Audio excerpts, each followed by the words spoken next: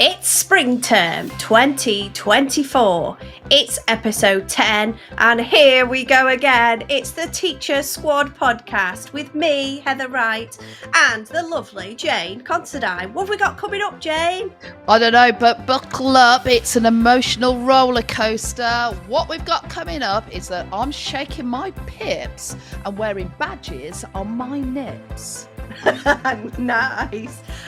There's some contest for the listener top spot and some badges for our fan club. Yeah, and I'm going to be talking really closely about a thinking side, and it's more than words, it's ideas, it's photographs, it's phrases, it's endings, it's jottings, it's loads, it's absolutely tons of stuff prior to writing. Yeah. And we're going to be reflecting on some of the days gone in the past week.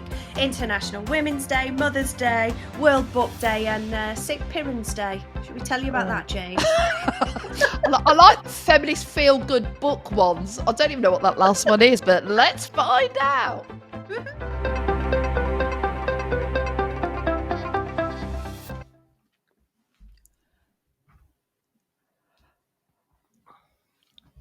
Sorry, I thought I was ready and I wasn't.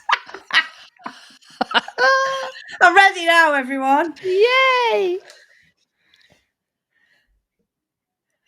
Okay, just ready when you are. Okie doke. Guess what, Jane? Have we had an email, Heather? We certainly had. We've had an email of length. I think Amy might need to worry about the biggest fan t-shirt. She might have to pass it on because Karen has been binge watching, not just listening. She's been binge watching all the YouTube episodes. Oh, me double chin. She's actually seen it in action.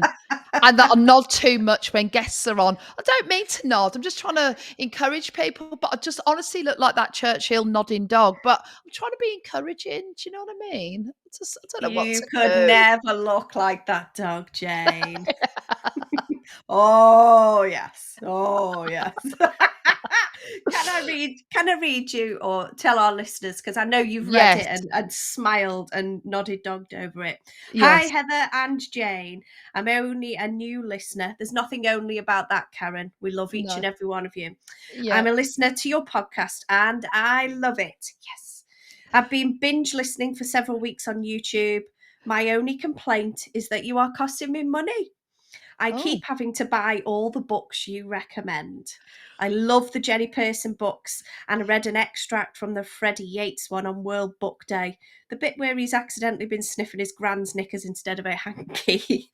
The children loved it, and I even had a parent asking what it was so she could buy it for her son. I'm the writing subject leader, but I love books. Absolutely. Isn't that lovely that we're this little pebble. I'm saying little, we're only dainty, aren't we, Jane? Yeah. We're this little pebble dropped in the middle of a puddle, and little reading and writing gorgeous ripples are just, coming out from this podcast. Oh, wow. That is gorge. Come on, Amy. Hand it over. Well, should we tell them about the badges? That might get Amy out of the starting blocks again. Actually, that is a new thing we're doing. If you send us an email, then we're going to send you a badge, like a badge of honour that you wear with pride. Stick it on your lanyard, right there in the centre, nestled in between your tits. I mean, that's for all genders. I'm not being... If you've got them, yeah. You've got them, flaunt them. And, you're going to be up there shouting about the Teacher Squad podcast and spreading the word.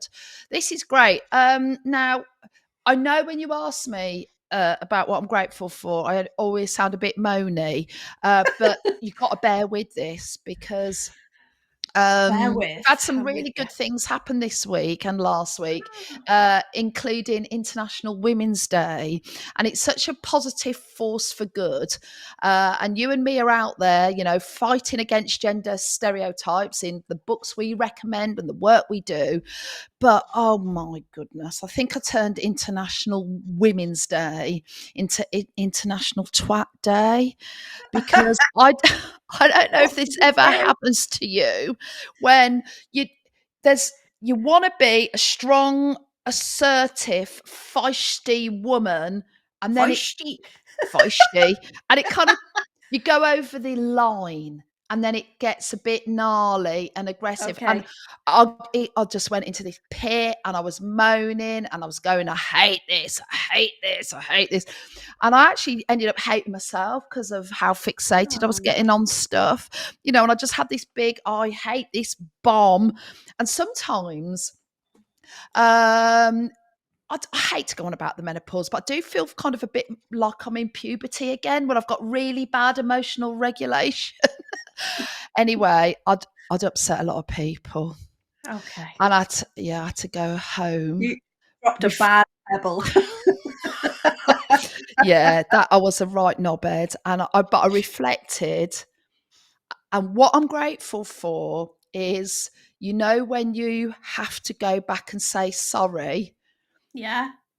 And people are livid and angry, and they do kind of accept it, acknowledge it, and you have to hear the truth back and how you've upset people. And no matter how gnarly it is, you've got to be a grown-up and have those awkward conversations. So I am really grateful for people who just put up with me when I'm a real wazzock, and I just love people who can work with a sorry as well, because you need that you need to do the bridge building stuff. So yeah, sorry everyone, but my plan is not to upset anybody today. Okay, just today. Every day's a challenge. Every day. Oh, I think my favourite bit in that was the fact that you use the word wazzock. I haven't heard that for ages. Love that word. What a wazzock. That's definitely on the PG list. I like that. Yeah. Well, I was grateful. I was going to reference International Women's Day, but in the past week, we've had a couple of these days that hit on some things that I'm grateful for in my life. So we had St. Piran's Day. So what's that? Patron saint of Cornwall. Oh. And what's he famous for? Being the patron saint of Cornwall. Come on. Is that not Come on.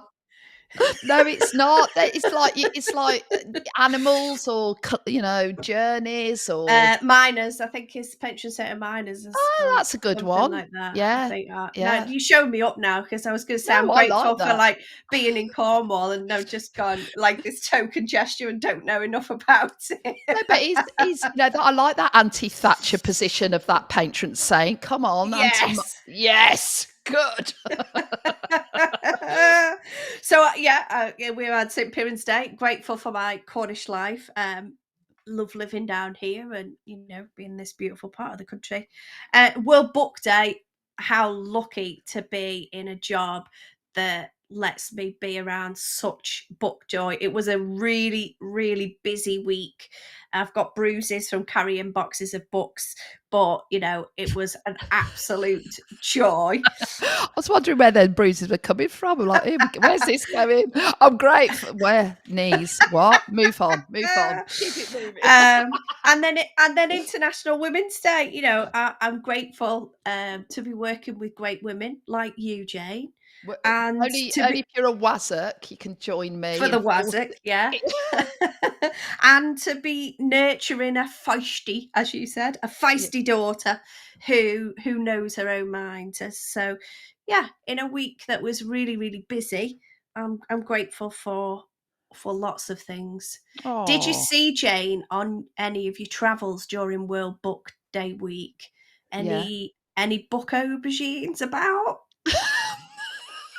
There was a whole bowl of fruit, wasn't there? Did you see Was that? there? No, I didn't A see the bowl of whole fruit. bowl of fruit. Every teacher, you're a banana, you're an aubergine, dished out. I don't know if aubergines are in the fruit bowl. Shut up. What are you chatting on about? Don't know. But yeah, it was just there's some cracking stuff. But I saw World Book shoes. I saw World Book potatoes. Yeah. Lots of potatoes. There were some schools that were decorating Crocs. Oh, wow. Yeah, I didn't see those. Yeah, they were brilliant. Somebody dressed up as me, and that was amazing. No. Yeah, I need to see a picture of that. It was just brilliant, wasn't it? And sometimes, with the whole, it's not just about dressing up, it's about books. You can say, it gets a bit like, is it gonna are we gonna enjoy it still? Oh, I loved it. It was brilliant, wasn't it? It really I think it's brilliant. Was. It's a great week. And it's for every day. But a little bit of a boost and a mention, and a celebration is nice. But I think the top one I saw was decorate a book on a paper plate. I thought, how good's that? Paper plates. Yeah. You can give every kid a paper plate. So much creativity. And then I saw and wear it round your neck, like MC Grammar. You know what I mean? Put a donk on it. Have you got a bit of a thing about MC Grammar? I keep dreaming about him, Heather. I think we should move on. I mean, yeah, I know. It's honestly, I've had. Do I need to be jealous? Well, I've got to that age. I can do most things. You know what I mean? I've got enough of Wazzock love to hand out. Don't worry. Oh, brilliant! Can I just share one other World Book Day thing that I saw that I thought you'd particularly like? Seeing come dressed up as a word. I've seen that done quite a bit before. But Miss Geordie Teaches, who is a cracking reading teacher and shares quite a lot of stuff, but they were dressed up as a word, and she chose monochromatic and had a sign across her that broke it up into the chunks for a bit of morphology. How good's that? I thought you'd like that one. I really do like that. You're rubbing your thighs then a bit more. Well, did you see my hands go down? Did you have you seen the gorgeous work of Jason Wade, who breaks work down into morphology chunks? At Jason Wade on Twitter. He's working really hard for us to have a really good morphology understanding of the world. He's on my list. McGrammar. Yeah, cite him. Okay. Right, this is going to be hard to explain, but I'm doing my best. I'm trying to sum up in a sentence something that I really care about, and I've cared about it for a long time. And I want to explain why I care about it and what it is and what it isn't. Okay, I'm talking about writing now. And this is my sentence, but bear with, because it does need a bit of explanation too. Pupils' confidence in writing can quickly sink. So, providing lily pads of language and lily pads of ideas and options can help them keep afloat. Now, I really care that we foster in children this sort of exploration of thinking. And when they're working on their writing, they have like a double page spread, like a writer's journal, and we create a thinking side and a writing side.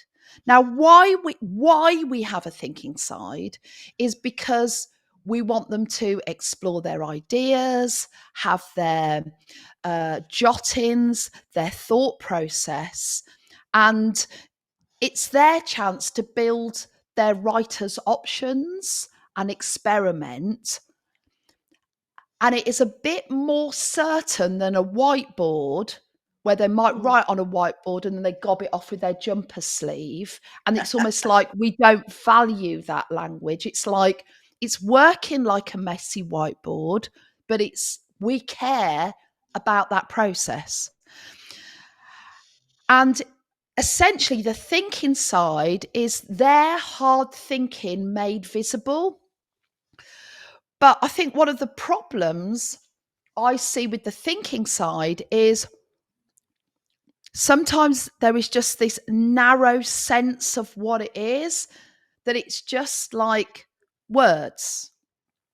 And sometimes if it's just like just banks of words, not that that's bad. We think words are great. We think they're amazing. We think you should dress up as words and all of that. The thing is about just words, if we're not careful, it sort of sends the message to kids. It's almost like closed procedure. Here's a bank of words. Here's the writing. Replace one word. Yeah.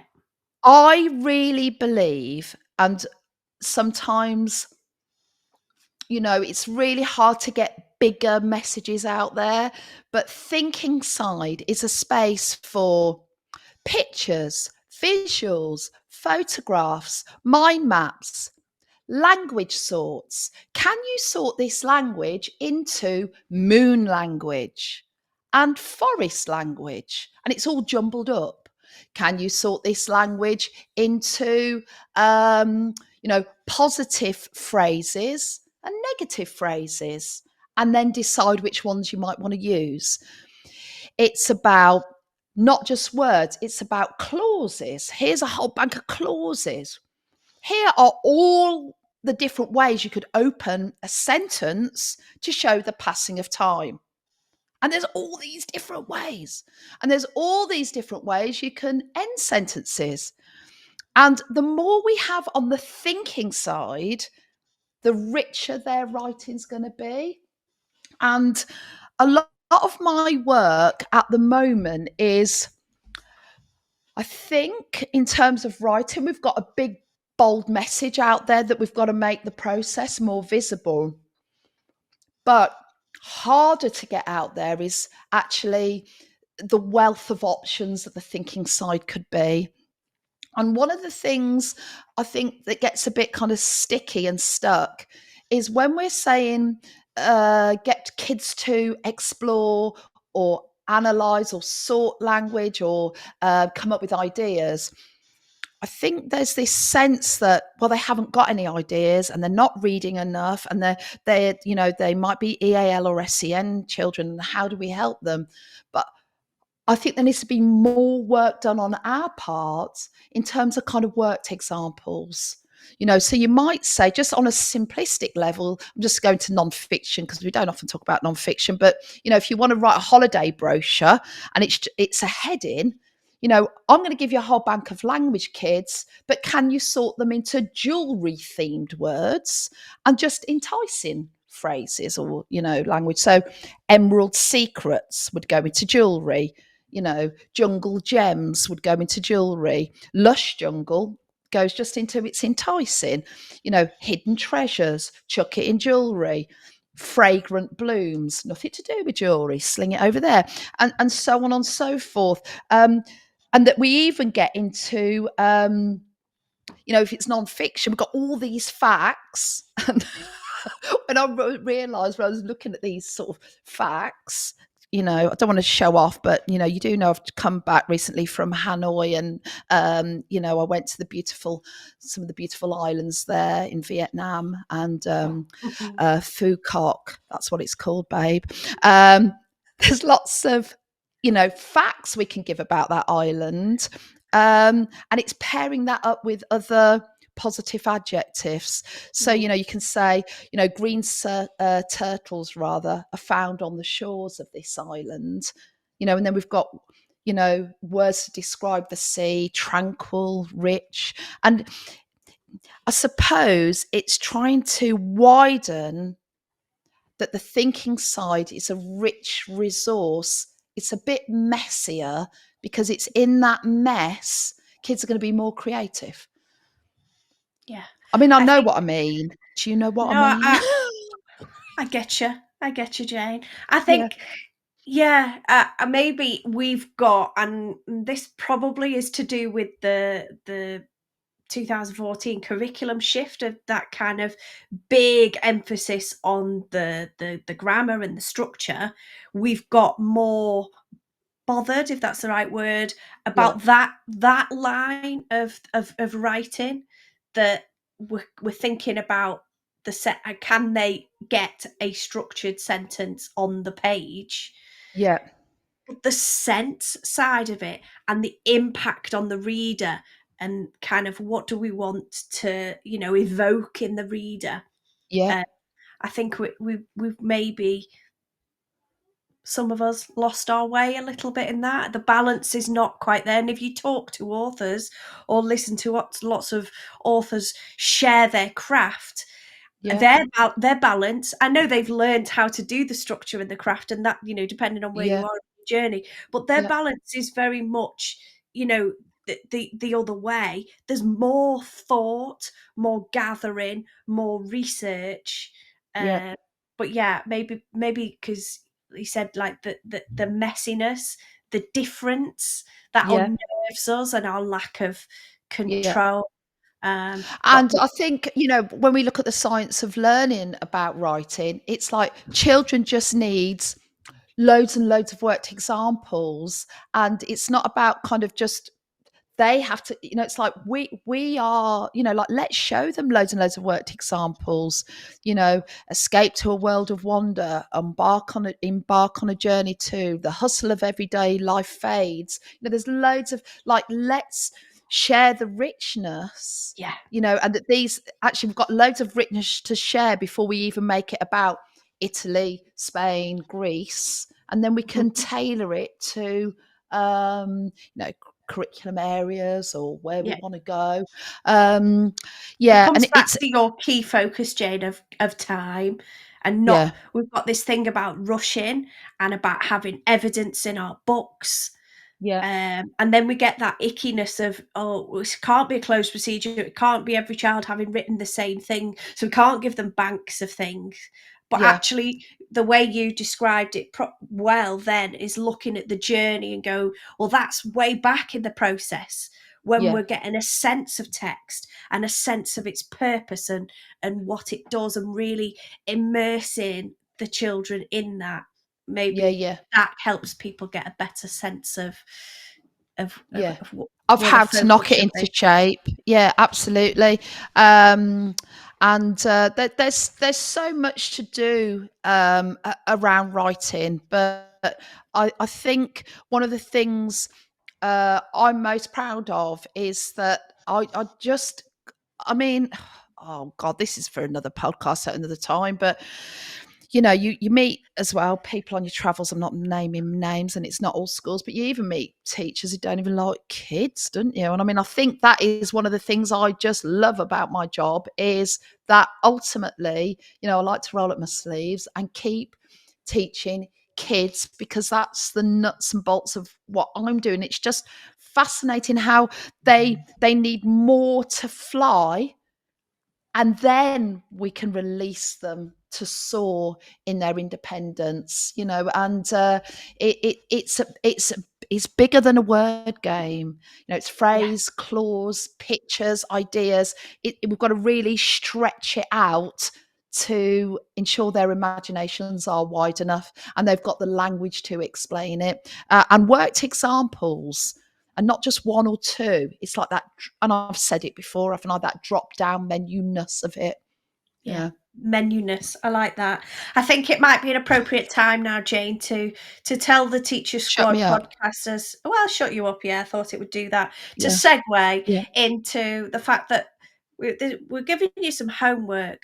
We know that you've got enough on your plates already, but we mostly because we just want to know what you're thinking. But it seemed to fit in. You did mention last week the release of the Ofsted telling the story, the English education subject report.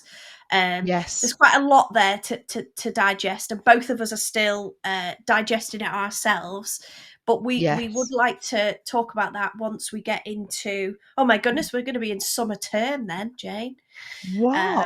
I think the thing about the Ofsted report is, I know people are really angry with Ofsted, and I think we should just read it with an open mind, because there's been a lot of gathering around that, and having an opinion around it and what we can relate to in our school situation, in our school lives, and the work we're doing with language and literature. So I think that is important, that it has a good, read of and look at, and sort of a central point for us to have a discussion, really. Yeah, I agree with you, Heather. Homework, when do we have to hand it in? Nightmare. God. Well, Easter holes would be nice, or whenever you've read it, or you've mulled a bit over, or you've seen a great blog response on it. We'd be keen to, have a. We're going to be chatting about what we think about it, and steps forward and what schools can do. So put your two penneth in via our emails, which are, Jane. Can you go first, please? Because I copy you, honey. Heather at theteachersquadpodcast.com. And replace Heather for Jane, and make sure you use .com at the end. And don't forget, you can get one of our exclusive Teacher Squad podcast badges if you contribute and wear that on your lanyard with pride. I'm going to wear one on this tit, one on the other tit, because my nipples sometimes get erect. And it can be a bit, they can be little shields. And that's where I'm going to wear my badges when I get mine. An image. Don't let that put you off, folks.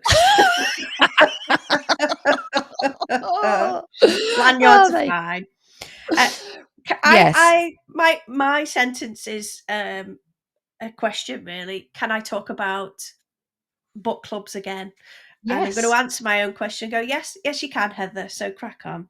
I've been kind of conversing with educators via social media, as ever, thinking about book clubs. As I said to you last week, we've just launched our Reading Rocks Reviewers Book Club, which has got book clubs all around the country reviewing great new books. And it's all about pupil voice and pupil choice. I shared a piece of research, I'll put that in the show notes, that Teresa Kremen et al. Had recently. It says we've still got work to do on teachers' canon, the books that teachers know about. So if we can help by shouting about what great literature is out there, it's quality, it's diverse, it's up to date, it looks at life through the contemporary lens, and it encourages pupils to know about that as well. But their voice is really important. I did a poll to ask people. Said in the polls, aren't you? I love a poll. Love a poll. In the reading framework, it recommends book club time once a week. So in section 8 of the reading framework, there's a bit of an interesting bit in there that people have got a bit confused about that. And I wonder whether in the reading framework they chose the wrong turn of phrase, because what they're suggesting in the framework, and we know it's a document that is guidance, but it's suggesting that book club happens within your class. But when people hear book club, they think about something that happens at lunchtime, on the playground, or after school. So people responding about, do you follow the framework? Only 32% were saying that they did that. But I think there's a bit of confusion around, what they actually meant. But people are doing what essentially book club is within their classroom. So at Buzz About Book said, my class absolutely love it. We call it book banter and do it every Friday. I kind of liked that. Yeah. Took a bit to model what to do. So I'd take a stack of about 10 corkers. I'd read the blurb and do it. If you like X, Y, or Z, you'd like this. And it's a bit of a firm favourite in the class. Stuart Roundtree, Mr. Roundtree, we've introduced book talk, where people share, recommend, discuss, and swap books for the first 15 minutes of every morning. Nice. various questions posed, such as if you could live in any book setting, etc. We found that it sparked a real love for books. At eFozza says we have 4 reading lessons, story time, book talk comes into all of those sessions, and a library club once a week. And it just kind of showed that it can be done in different ways, but the importance for me, and I think I replied to somebody and said it's actually about consistency and about making sure that there's space for this, and that we're thinking about choice and voice, and making the time for it in the timetable. Yeah, I agree with that. I don't know if you've heard of my best-selling book, Hooked on Books, Heather, but in that book, there is a lot of language stems, very versatile, productive words of how you can get in and out of books quickly, and interconnected with children having their own voice about books. They do not have the language of review.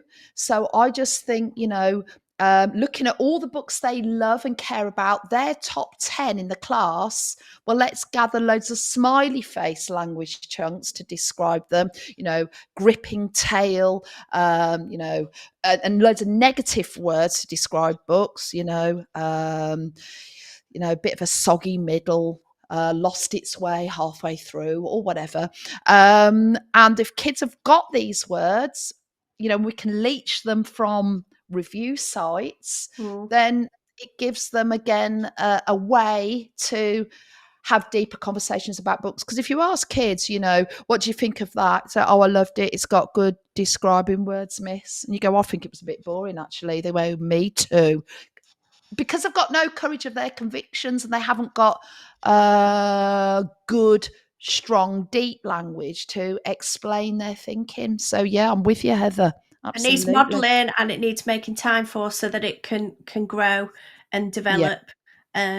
Yeah. I've been sharing some. We share every Friday on our Reading Rock socials 5 ideas, and I've been sharing some ideas for book clubs. I thought I'd share a quick few with you. Yes. So 5 ideas for a pupil book club, Key Stage 2 edition. This is part A. And put on it, book clubs promote pupil voice and choice around books. They nurture the will and provide more opportunities to read, getting those reading miles in that improve the skill. So idea number 1, what about some creative ideas? Try a journal or scrapbook tasks, easy for me to say, like creating TBR pages, books I want to read this month, or putting the book cover in and reviewing, those kind of creative ideas. Idea number 2, start a series. Try reading a book 1 in a cracking series together. Pick something new and compelling. This can introduce a new author or genre to pupils, with follow-on books available so that they can continue on their own. Idea number 3, books on a theme. Collect some books of varying length, format and genre on a theme. This showcases reading for pleasure in different ways. Pupils can add to the discussion on the chosen topic from a genre of their choice. Pupils can find things in common across the text. Yeah, Number 4. Interconnections. Love that. Yeah, love it. Love that. Number 4, be book designers. Encourage pupils to design bookmarks, personalising them with favourite book quotes, book characters, maybe where they like to read and who with. Could try redesigning some book covers as well. Idea number 5, create reading displays. Share the book club with others can be a great social part of book club. The display can link to a theme or be pupil favourites. They can write mini reviews or you'll like this book if cards. And there's a few bonus ideas, and there's a series of those happening across the month of March. So if you're thinking about ways to include that into your classroom practice or your lunchtime or after school club, have a little look-see at those. Hopefully they'll help. And also, if you've got any more ideas, send them to me at Heather at theteachersquadpodcast.com, and you might get a badge and wear it where you want. Love this. This is so exciting. Right. Wonder of words. I got inspired last week because I love things happening twice, and you twiced me last week. Sorry about that. I loved it. And you know that I'm particularly attached to Cosmo Wildcard in a pink leotard, and also thinking about the whole school who came dressed as the fruit bowl. I'm going to read this classic that you know and you love, and it's called, well, it's the fantastically brilliant, so funny Kitchen Disco, and kind of as a homage to McGrammer, I'm going to read the Kitchen Disco. Love it. At night, when you're sleeping, there's a party in your house. It's a pumping, jumping, funky bash when all the lights go out. In the quiet of your kitchen, when the moon is shining white, the fruit jump from the fruit bowl and they dance all through the night. Banana is the DJ. He plays the latest hits. He spins, he jumps, he somersaults. He does banana splits. The lemons are the show-offs. They really love to rap. They break dance on the chopping board and tap dance on the tap. The coconut is cheeky. He makes the others laugh. Way, he dives into the washing up and has a bubble bath. So shake it like a mango, party like a pear, wiggle like an apple, hey, and dance like you don't care. It's called the Kitchen Disco, and everyone's invited. So move your hips and shake your pips, and let's get all excited. Oh, I absolutely love that book. I'm pretty sure. Rubbing it on my tits, as you know I like to do in my favourite reads. Love that one. On your pips. And my badges.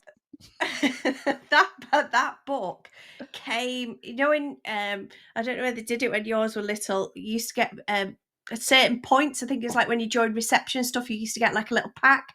Book Trust do them.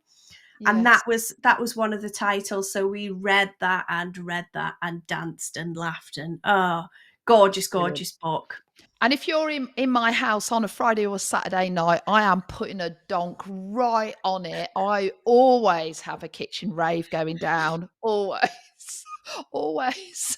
In fact, my 4 kids have got my dance moves down to a T. And for some reason, I just can't stop stroking my neck. I do not know what I am doing. It's like, it really is a feat. Okay. I don't know what I'm doing. I think I'm worried that I'm going to get the waddle, you know, the neck, you know, that. I think it's that's called facial yoga. But I think it's good for you. I know, but I'm doing a load of that anyway. Exciting. I don't do any facial yoga. I just laugh and smile. I'm pretty sure that's good for you as well. Yeah, I guess. That's really giving great me a big book, that. smile, that Jane. Yeah, absolutely fantastic. I've got 2 little snippets to read to you, and these are kind of linked to another special day that we've had recently. It was Mother's Day on Sunday, and it's a day, isn't it, where you just kind of are grateful for stuff and you reflect. And this poem popped up, and I thought, it kind of made me a little bit sad, really, because it's called Rock Me to Sleep by Elizabeth Akers Allen, who is a poet from America. She was born in 1832, so it's an old poem. Yes. And it's about wanting your mum to rock you to sleep again. So it's kind of making you a bit sad about if your mum's not there anymore. And it just made me think about holding on to your mum if you've still got her, and cherishing and the time that you've got. So one of the verses is this: over my heart in the days that are flown, no love like mother love has ever shown. No other worship abides and endures, faithful, unselfish, and patient like yours. None like a mother can charm away pain from the sick soul and the world-weary brain. Slumber's soft calms over my heavy lids creep. Rock me to sleep, mother, rock me to sleep. And then on the other side of that, I was thinking about, as a mom, that goes incredibly quickly, and you have to, grip onto those moments with your own children as well, and cherish that. So it made me think of not a poem but a song, but I won't sing it.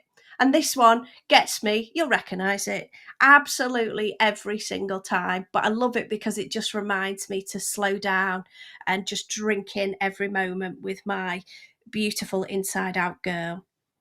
School bag in hand, she leaves home in the early morning, waving goodbye with an absent-minded smile.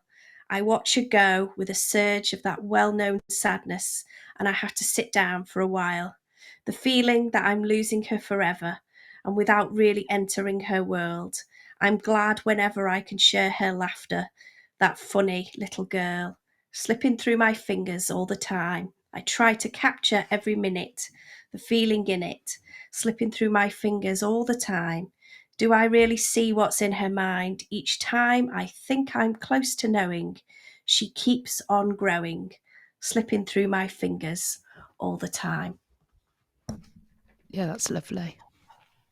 Sorry, Jane. Sorry.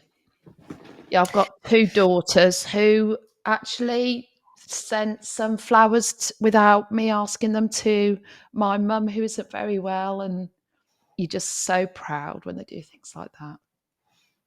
Yeah. Well, we're going to go now because I'm just being a blubbing twat. We're both having a weep, but that shows that we are real caring human beings, and send out a collective hug to everybody, and hopefully that pebble ripples out and makes people just take a moment to cherish and look after who's around them. Yeah. Shall I say goodbye, Jane? Yeah, will you? It's massive heartbursts from Jane and oodles of big love from me, Heather, and we will see you all next time.